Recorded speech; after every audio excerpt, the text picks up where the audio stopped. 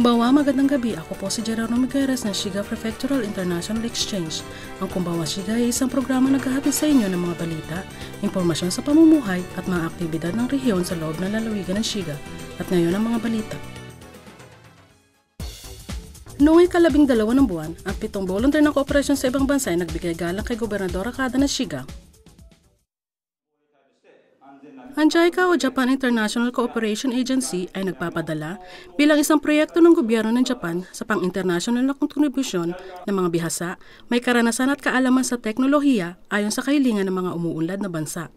Sa araw na ito, ang 6 na ipadadala mula sa katapusan ng buwan kasama ang isang volunteer na kauuwi pa lamang ay nagbigay galang kay Gobernadora Kada.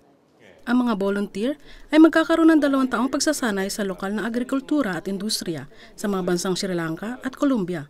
Hinikayat ni Gobernadora Kada na mangyaring maging tulay sa pagitan ng Japan at ibang bansa ang mga miyembro.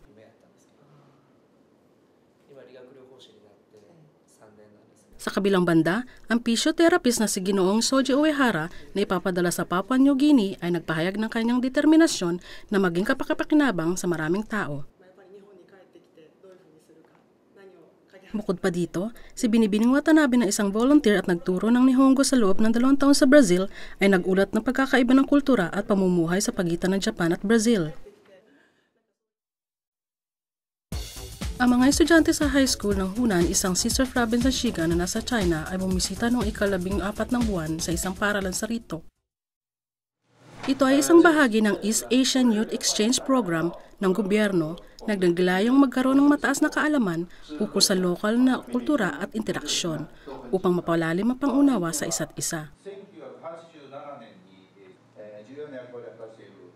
Sa araw na ito, ang 22 na estudyante ng Hunan, China ay bumisita sa Koksai Joho High School na nasa rito.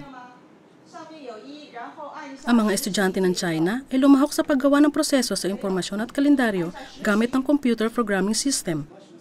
Ang mga lumahok na estudyante ay naunawa ng pagkakaiba ng high school sa pagitan ng China at Japan.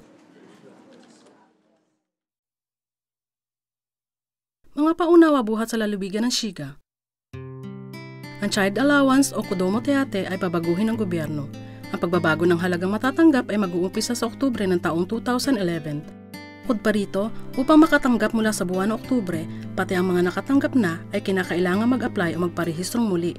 Ang halaga at mga paalala para makapagparehistro ay ipadadala sa munisipyo kung saan ka nakatira. Mangyari po lamang na siguraduhin magparehistro sa pagitan ng Oktubre at Nobyembre. Kung ang mga dokumento ay hindi natanggap at hindi alam ang tamang pagsulat sa mga papeles, mangyari po lamang na makipag-ugnayan sa inyong munisipyo. Ang nursery school ay isang lugar na nag-aalaga ng mga bata kapalit ng mga magulang na nagtatrabaho, may sakit, at mga magulang na hindi sapat ang pag-aalaga sa kanilang mga anak. Ang mga pamamaraan ng pagpasok para sa Abril ng susunod na taon ay ginagawa sa inyong munisipyo mula Setyembre hanggang Oktubre. Mangyari po lamang na makapag-ugnayan sa inyong munisipyo kung saan kayo nakatira ukol sa pamamaraan ng pagpasok at pagpaparehistro. Sa susunod na linggo ay iulat namin ang mga kaganapan sa Brazil Day na ginanap sa Kyoto noong katapusan ng Agosto. Hanggang sa susunod na linggo, sayonara, paalam!